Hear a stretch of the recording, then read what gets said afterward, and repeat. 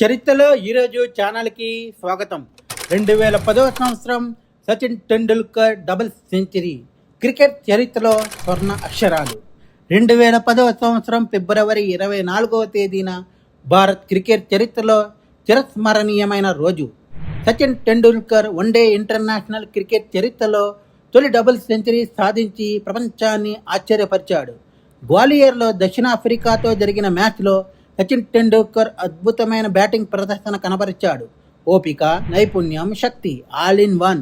147 బంతుల్లో 200 పరుగులు చేసి నాటౌట్గా నిలిచారు. చరిత్ర సృష్టించిన క్షణం. ఆ సమయంలో అప్పటి వరకు ఎవ్వరు కూడా వన్డే ఇంటర్నేషనల్ క్రికెట్ చరిత్రలో 200 పరుగులు చేయలేదు. సచిన్ ఆ మైలురాయిని అధిగమించి క్రికెట్ ప్రపంచంలో కొత్త అధ్యాయాన్ని సృష్టించాడు. మొత్తం పరుగులు 200, ఫోర్లు, సిక్సర్ల వర్షం, ప్రేక్షకుల కేరింతలు, స్టేడియం అంతా ఆనందోత్సవం. దేశం గర్వించదగ్గ క్షణం. సచిన్ బ్యాట్ ఎత్తి ప్రేక్షకులను అభివాదం చేసిన క్షణం. అది కోట్లాది మంది భారతీయుల గుండెల్లో నిలిచిపోయింది.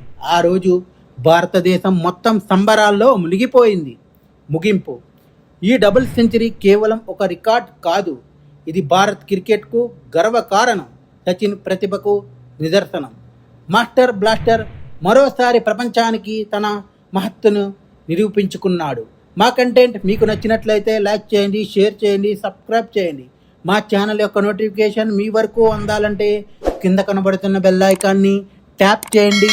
Thank you.